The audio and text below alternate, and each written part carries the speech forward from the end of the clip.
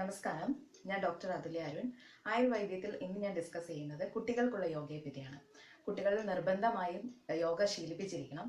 അത് അവരുടെ mental, physical and social ആയിട്ടുള്ള ബിഹേവിയറിനെ നല്ല രീതിയിൽ ഡെവലപ്പ് ചെയ്തെടുക്കും. കുട്ടികളുടെ ബോഡിയിലെ ഹൈറ്റിൻ്റെയും അതുപോലെയുള്ള എല്ലാ ഗ്രോത്ത് ഹോർമോൺസും നന്നായി സ്റ്റിമുലേറ്റ് ചെയ്ത് അവരുടെ ഗ്രോത്ത് പ്രോപ്പറായിട്ടും ഹെൽത്തി ആയിട്ടും ഇരിക്കാനായിട്ട് അവരെ സഹായിക്കും. അതുകൂടാതെ അവർക്ക് പഠിക്കാനുള്ള ശക്തിയും ഓർമ്മശക്തി വർദ്ധിപ്പിക്കാനും അവരുടെ കോൺസെൻട്രേഷൻ കൂട്ടാനും എല്ലാം യോഗ വളരെ നല്ലതാണ്. ഇന്ന് ഞാൻ സ്റ്റാൻഡിങ് പോസ്റ്ററിലുള്ള ഒരു 5 സിമ്പിൾ ആസനാസ് ആണ് ഇതിൽ കാണിക്കുന്നത്.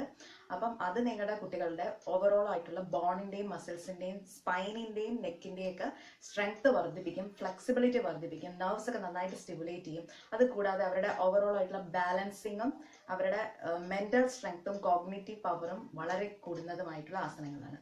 ഇത് ചെയ്യാൻ തുടങ്ങുമ്പോൾ ഫസ്റ്റ് ഒരു യോഗ നമസ്കാരമുണ്ട്. യോഗ നമസ്കാരം കഴിഞ്ഞിട്ട് ഓം ചാൻഡ് ചെയ്യണം. ഓം ചാൻഡിങ് ചെയ്ത് കഴിയുമ്പോഴത്തേനും നിങ്ങൾക്ക് ഓരോന്നായിട്ട് റിലാക്സ് ചെയ്തിട്ട് ആസനങ്ങൾ ചെയ്യാം. ആസനം ചെയ്ത് കഴിഞ്ഞ് കഴിയുമ്പോഴത്തേനും ഓരോ ആസനത്തിന്റെ ഇടയ്ക്കും ഒരു 30 സെക്കൻഡ്സ് ബ്രേക്ക് എടുക്കുക. അത് കഴിഞ്ഞിട്ട് ശവാസനമാണ് പറയുന്നത്. ശവാസനത്തിൽ റിലാക്സ് ചെയ്യുക. ശവാസനം കഴിഞ്ഞിട്ട് ഒരു 2 മിനിറ്റ്സ് തൊട്ട് 5 മിനിറ്റ്സ് വരെ കുട്ടികളെ സ്റ്റഡി ആയിട്ട് ഇരുത്തി ഒരു മെഡിറ്റേഷൻ ചെയ്യാനും നിങ്ങൾ അവരെ റെഡിയാക്കണം. അതിനുള്ളതാണ് ഈ ഒരു പാക്കേജ്. ചിത്തസ്യ പതേന വാചാ മനം ശരീരസ്യ ച വൈദ്യകേന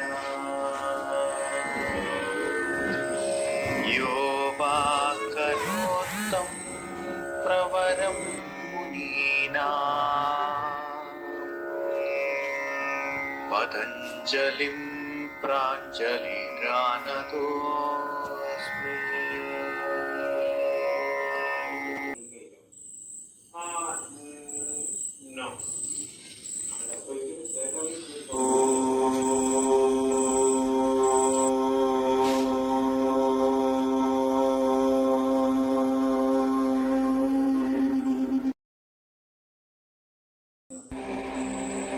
Breathe out.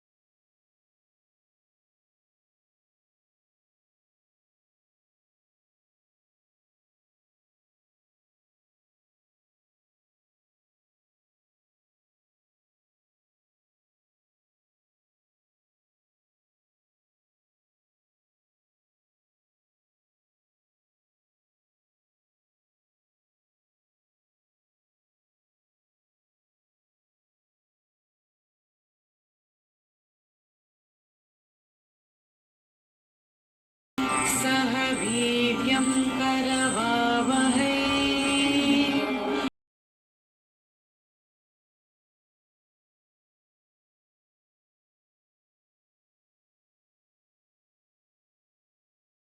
शान्ति शान्ति शान्ति.